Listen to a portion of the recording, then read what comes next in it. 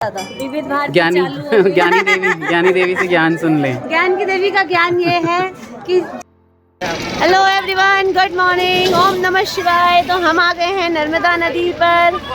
ये देखिए कितनी ही बड़ी और कितनी सुंदर, कितनी गहरी नदी है। और पीछे देख रहे होंगे आप कि मामा ठाकुर और कार्तिक जो है वो नहाना शुरू कर चुके हैं। सुबह के 8 बज रहे हैं और बहुत सुंदर तेज़ धूप है और नहाने में बहुत आनंद आने वाला है। और केशव यहाँ नहीं है, एक्चुअली हम गलती हो जाती है, रूम से निकलते हैं कुछ ना कुछ छूट ही जाता है, तो सामान छूट गया है रूम पे। लेकिन यहाँ जो है पास में ही है हमारा जो रूम हमने लिया है होटल, तो हमारा केशव वहाँ दौड़ के गया है वो रूम से सामान लेने। और यहाँ पे गुड़िया है, उसको जो है मामा जी डुबकी लगवा रहे हैं। तो आप सभी को तो पता ही है कि मामा जी डुबकी लगवाने में जो है वो कितने एक्सपर्ट हैं।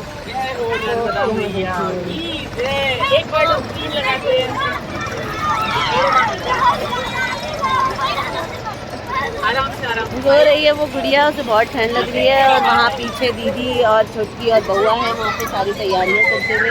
बहुत प्यारा सुंदर सा घाट है, बहुत अच्छी सी दुकानें लगी हुई हैं यहाँ पे और बहुत बहुत सुंदर, बहुत सुंदर। वो देखिए ऊपर कितना सुंदर है। अभी आपको ना अपने बैक कैमरे से दिखाती हूँ सब कुछ। ये देखिए कितने सुंदर सुंदर होटल बने हुए हैं, इतने पहाड़ों पे बने हुए हैं, इतने सुंदर होटल, ये सब पहाड़ों पे बने हुए हैं, बहुत सुंदर। वो पुल है जिसे हम पार करके आते हैं, 2 पुल है, एक वहाँ है एक यहाँ है। और ये देखिए यहाँ स्नान हो रहा है। कार्तिक, कार्तिक, ओहो, हमारे बच्चे तो एक्सपर्ट हो गए भाई डुबकी लगाने में। मामा ठाकुर इधर देखिए। हेलो कर दीजिए। हेलो गाइस, सुबह सुबह की नमस्ते आप सभी को। ओमकारेश्वर से मां नर्मदे सबका कल्याण करें। सुंदर जल मां नर्मदा का देखिए कितना ही पवित्र जल है। पहाड़ी काली है, इसलिए पानी काला नजर आ रहा होगा आपको। पानी बहुत साफ, हाथ में लेके दिखाइए, हाथ में लेके जल हाथ में लेके दिखाइए। ये देखिए कितना, ओ वाह, कितना सुंदर सा।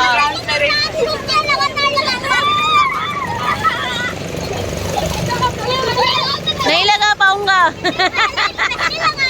हाँ ठीक है, बहुत बढ़िया बहुत बढ़िया। चलिए आगे देखते हैं, अभी सबके स्नान की बारी है। केशव मेरा आता ही होगा, जैसे कि मैंने बताया कि केशव सामान लेने चला गया है। और यहाँ बोटिंग बहुत हो रही है, इसलिए आवाज़ बहुत तेज़ है बोट की। बहुत बोटिंग कर रहे हैं लोग यहाँ पे, एंजॉय कर रहे हैं। दीदी कहाँ है? आ जाइए दीदी, जल्दी आ जाइए, भीड़ बढ़ती जा रही है, भीड़ हो रही है यहाँ पे।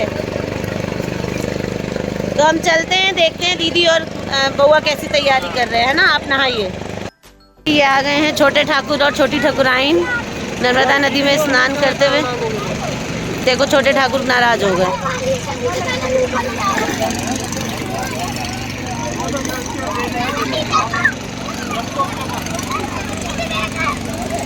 ये देखिए सुंदर नदी। बउआ फोटो खिंचवा लो, फोटो खिंचवा लो, फोटो।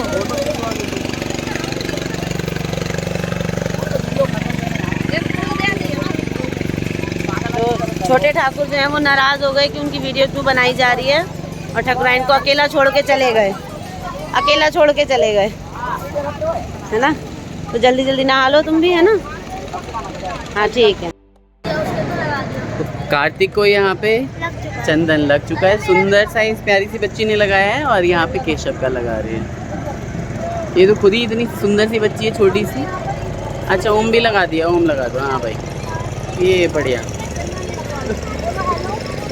बस घुचुड़ मुचुड़ हो गया हालांकि, लेकिन कोई बात नहीं, बच्ची ने लगाया है तो, है ना।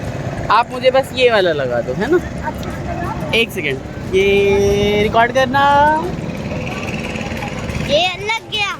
हाँ इतना ज़्यादा मत चंदन लगा, है ना। ओम इसके ऊपर लगा दो, इसके ऊपर लगा दो, झाड़ो से पहले। हाँ ठीक है। हाँ ऐसे ही सबका घुचुड़ मुचुड़ कर दिया है बच्ची ने, लेकिन चलो बच्ची के हाथ से लगाया है ना। तो इस बच्ची से भी लगाया है। एक ही बच्चे से लगाना था, अलग अलग तरह का हो गया। लगाना था तो आपने क्यों लगाया बेटा? हाँ ठीक है चलो बेटा, इन सबको भी लगा दो, इन दोनों को भी। दो लगवा लो, कन्या लगवा लो। हाँ थोड़ा नीचे झुक जाओ, छोटी सी है। लगा दिए लगा दिए। अरे वाह,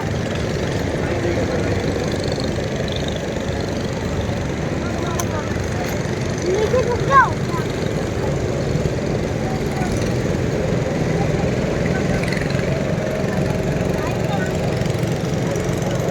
प्यारी सी बच्ची ने सबकी जो है वो टीका लगा दिया है। अभी कुछ भेंट देता हूँ उसे। कार्तिक यहाँ पे डाल रहे हैं मछलियों को दाना, है ना? हाँ एक बार में ही डाल दो सारा, ऐसा आगे नहीं जाना है लल्ला, बहुत गहरी है नजर जी।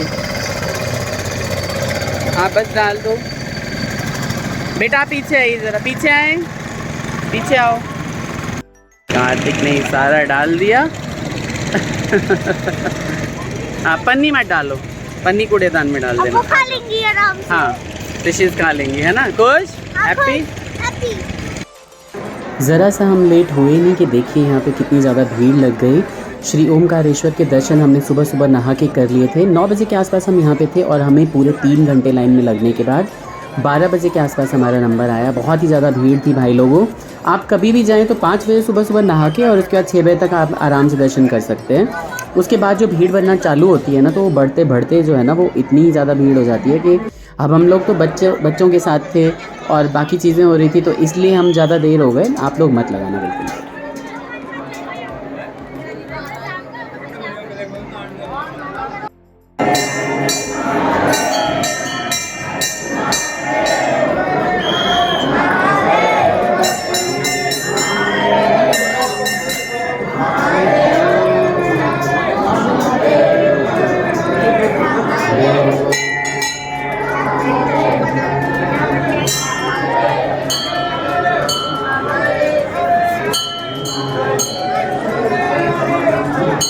हर हर महादेव के उद्घोष लगाते हुए हम पूरी टाइम जो है वो पेशेंस से रहे। बच्चे तो थोड़ा परेशान हो गए थे, बहुत ज़्यादा रश हो गया था, लेकिन क्योंकि सर्दियां थी तो सबने बहुत अच्छे से एंजॉय किया। यहाँ पे थोड़ा सा मैंने स्पीड यहाँ पे फॉरवर्ड कर दिए ताकि आप लोग जो है अब ज़्यादा बोर ना होएं। ये ब्लॉग बहुत ज़्यादा लंबा हो जाएगा अदरवाइज़।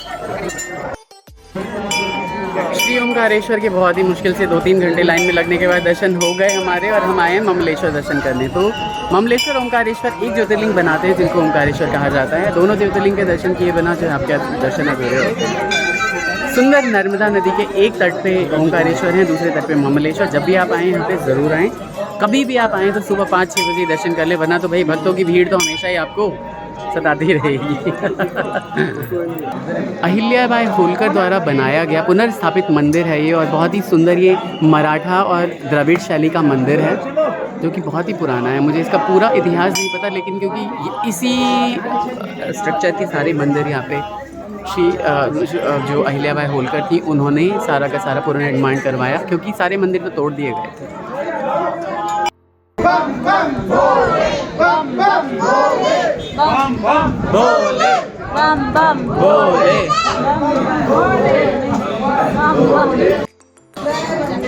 बम बम भोले के उद्घोष के साथ यहाँ पे जो है वो जयकारे लगाते हुए हम मंदिर के अंदर यहाँ पर प्रवेश कर रहे हैं। और चोरी छुपे मैंने थोड़ा सा जो है यहाँ पे व्लॉग बनाने की कोशिश की। हालांकि मैं आपको बताऊँ यहाँ पे कोई मना नहीं करता है। अगर आप सुबह सुबह जाते हैं ना, अगर मंगला आरती में आप शामिल होने जाते हैं तो आप खुद ही झाड़ू लगाना पड़ेगा आपको और खुद ही आप जाओगे। पिछली बार मैंने ऐसे ही किया था, बट अभी थोड़ा भीड़ हो जाती है इसलिए लोग मना करते हैं। अदरवाइज़ तो बहुत ही ज़्यादा भीड़ हो जाएगी ना, आप मोबाइल लेके बैठ जाएंगे। तो जैसा कि मैंने आपको बताया कि अहिल्याबाई होलकर जो कि महान शिव भक्त थी, उन्होंने इस मंदिर का पुनर्निर्माण करवाया था। मराठा और द्रविड़ शैली में बना हुआ मंदिर बहुत ही मजबूत बना प्रतीत होता है, लेकिन बहुत पुराना है। अभी तो ऐसा लगता है जैसे जर्जर है, कोई बहुत ज़्यादा मेंटेनेंस नहीं है मंदिर की। थोड़ा सा मैं आपको व्यू दिखा देता हूँ सारे मंदिर का। और वो जहाँ आप एक जो लोगों की भीड़ देख रहे हैं, बस वही गर्भगृह है और छोटा सा मंदिर है। कोई दूसरा रास्ता भी नहीं है जाने का। एक तरफ से आप घुसते हैं और एक उसी तरफ से आप निकलते हैं। बहुत ही ज़्यादा शुक्र है कि ममलेश्वर मंदिर में व्यवस्था नहीं है वीआईपी की, अदरवाइज़ तो ऐसे ओमकारेश्वर में बहुत ज़्यादा भीड़ हो जाती है। 2-2.5 घंटे हमें लग गए थे और बहुत परेशान हो गए हम तो वहाँ पे दर्शन करके, रात को भी और अभी भी ममलेश्वर में, क्योंकि बहुत ही सुंदर दर्शन। मैं आपको पताका के दर्शन करा रहा हूँ, और पताका के दर्शन करने का मतलब होता है कि आपने भगवान के दर्शन कर लिए, उनके गुण गा लिए आपने। ये छोटे छोटे मंदिर इस प्रांगण में बने हुए हैं, और ये इलाका बहुत ही ज़्यादा जो एरिया है सारा निमाड़ का, ये इतना डेवलप नहीं हो रखा है अभी भी, लेकिन लोग अब जागरूक हैं और आना चालू हुए हैं, तो शायद अब मंदिर प्रशासन थोड़ा सा इम्प्रूव करे अपने तरीके को। कहाँ भागो अब? खाने। अच्छा, कितना टाइम हो गया? 1 बज गए।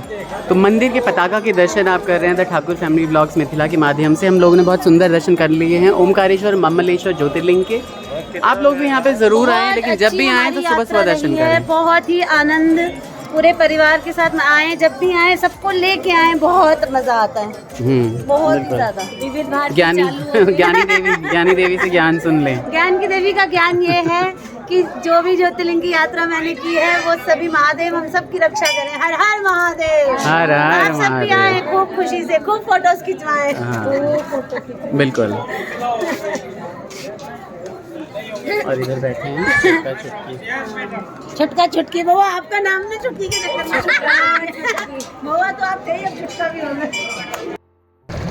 श्री माँ नर्मदा के सुंदर घाट ओमकारेश्वर से आप देख रहे हैं the Thakur family blogs Mithila के माध्यम से। आप देखिए कि कितना ही अच्छा यहाँ पे दृश्य है, इतना सुंदर पानी है। नर्मदा जी इंडिया के यानी भारत के स्वच्छ नदियों में गिनी जाती हैं, इनका बहुत ज़्यादा महत्व है। कहा जाता है कि नर्मदा का कंकड़ जो होता है वो शंकर माना जाता है। श्री महादेव, श्री शिवशंकर भोलेनाथ इतना श्री गंगा जी के जल चढ़ाने से भी प्रसन्न नहीं होते जितना नर्मदा जल अगर आप उनके ऊपर चढ़ाएं तो प्रसन्न होते हैं। नर्मदा जी में ही श्री हरि विष्णु का वास होता है, जल में वास होता है कार्तिक के महीने में किसी भी जल कुंड में, और नर्मदा जी में सबसे ज़्यादा अधिक। इसी तरह नर्मदा जी का बहुत ज़्यादा महत्व पुराणों में बताया गया है। इनको ऐसा भी बताया गया है कि हर गंगा दशहरा के दिन गंगा जी अपने सारे पापों से मुक्त होने के लिए नर्मदा जी में स्नान करने के लिए जाती हैं। गंगा जी में जहां आप डुबकी लगाते हैं तो आपको पवित्र माना जाता है, आपके सारे पाप धुले हुए माने जाते हैं। वहीं नर्मदा जी की तट से यानी नर्मदा जी से छूती हुई आती हुई हवा भी अगर आपको छू ले तो आपको पापों से मुक्त माना जाता है। तो ऐसी है माँ नर्मदा की जो महिमा। इसीलिए हमेशा ये जो जयकारा लगाया जाता है तो नर्मदे हर का जयकारा लगाया जाता है। सुंदर नर्मदा के घाट ओमकारेश्वर के नर्मदे हर हर महादेव। खुल चुकी है हमारी बस ओमकारेश्वर से। हम निकल रहे हैं उज्जैन के लिए, इंदौर के लिए, और वहाँ से हम निकलेंगे दिल्ली, है ना कार्तिक? कैसा लगा आपको ओमकारेश्वर? बहुत अच्छा लगा। इंदौर में कुछ ब्लॉगिंग करते हैं। इंदौर से जब हम चल रहे थे तब मैंने रिकॉर्डिंग की थी, वो बस भी बहुत सुंदर थी, और जब हम वापस इंदौर के लिए जा रहे हैं और हम रिकॉर्ड कर रहे हैं तो ये भी बस बहुत क्यूट है, बहुत प्यारी थी, बहुत सच्ची है, कंफर्टेबल।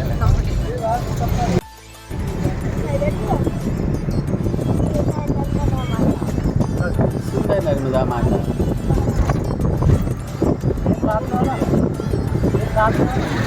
ये कितनी गहरी होंगी ना? बहुत गहरी, सुंदर साफ एकदम स्वच्छ पानी, कोई मटमैला नहीं, बहुत सुंदर। नहीं कैसा नहीं है? सरयू के जैसा तो है नहीं। सरयू में बहुत मटमैला पानी, बरसात में गए थे इसलिए, और यहाँ बरसात में भी मटमैला पानी नहीं रहता। देखिए सभी कितने लोग आए हुए हैं घाट पे स्नान करने के लिए, बहुत बढ़िया। इंदौर जंक्शन आपका स्वागत करता है।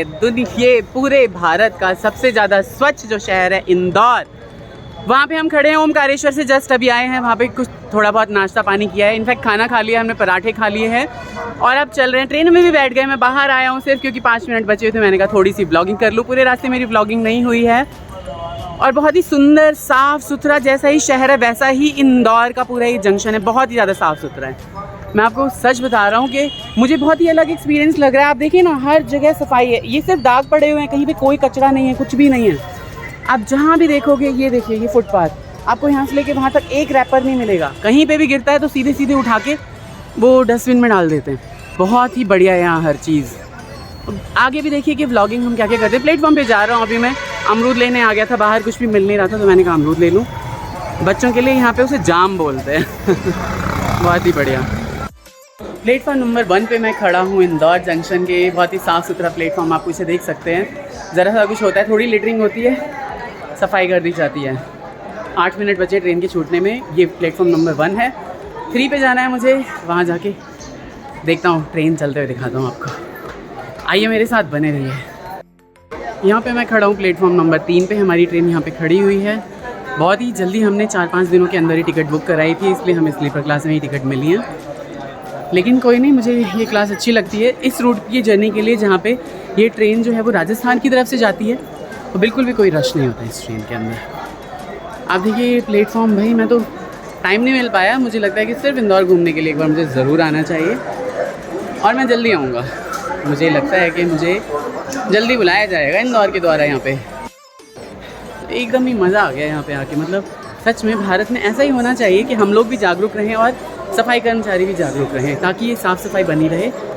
और ये स्वच्छ भारत अभियान जो मोदी जी ने चलाया, माननीय प्रधानमंत्री, यशस्वी प्रधानमंत्री देश के, जिन्होंने इतना सब कुछ सोचा देश के लिए, और वो जो भी करते हैं ना, उसमें बहुत ही गूढ़ रहस्य छिपा हुआ होता है, जो हमें अब समझ में आ रहा है कि 4 साल से क्यों ये इंदौर। आप देखिए हर जगह डस्टबिन के बगल में अगर आप गाज़ियाबाद दिल्ली जाओगे ना, दुनिया भर के रैपर पड़े रहेंगे। यहाँ पे एक रैपर नहीं पड़ा हुआ है। देखिए सबूत दिखा दिया ना मैंने आपको अचानक से, है ना। तो बहुत ही अच्छा लगा मुझे। यहाँ पे भी देखिए डस्टबिन रखे हुए हैं बिल्कुल कोच के आगे, एक भी रैपर नीचे नहीं गिरा हुआ है, सब सफाई हो रखी है।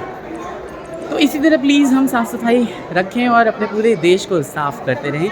और स्वच्छता में ही जो है वो क्या होगा कि बीमारियाँ नहीं होंगी, लोगों के पैसे कम खर्च होंगे, है ना। तो आइए हमारे साथ जर्नी में बनिए। देश के सबसे सुथरे स्टेशन से, शहर से ये ट्रेन हमारी निकल चुकी है। देखिए छुक छुक करती हुई धीरे धीरे आगे बढ़ रही है। दिल्ली के लिए हम निकल रहे हैं इसमें, और कल 12 बजे के बाद का इसका टाइम है। लेट्स सी ये कब तक हमें पहुंचाती है। आप सभी में शुभकामनाएं दीजिए। वैसे ये ब्लॉग देर से ही आएगा, बट शुभकामनाएं दीजिए कि हमारी सारी जर्नी जितनी भी लाइफ की है, ट्रेन की है, बस की है, सारी की सारी बहुत अच्छे से बीते और हमेशा ही हम सुखमय जीवन व्यतीत करें आप लोगों के आशीर्वाद से। तो इसी तरह अपने हमारे ब्लॉग में आप बने रहिए और अपना ख्याल रखते हुए मैं आप लोगों से विदा लेना चाहूँगा। ये सारा ब्लॉग मैं एडिट करके डाल दूँगा, जो भी आज ओमकारेश्वर का है। और कोई जो भी मेरे अंदर इम्प्रूवमेंट्स है वो ज़रूर आप बताया करें कमेंट करके, और अपना ख्याल रखा करें। भाई यहाँ तो बिल्कुल सर्दी नहीं है, दिल्ली में सर्दी होगी तो हमें भी रखना पड़ेगा, है ना। इसी के साथ आपसे विदा लेते हुए take care, bye bye, Radhe Radhe.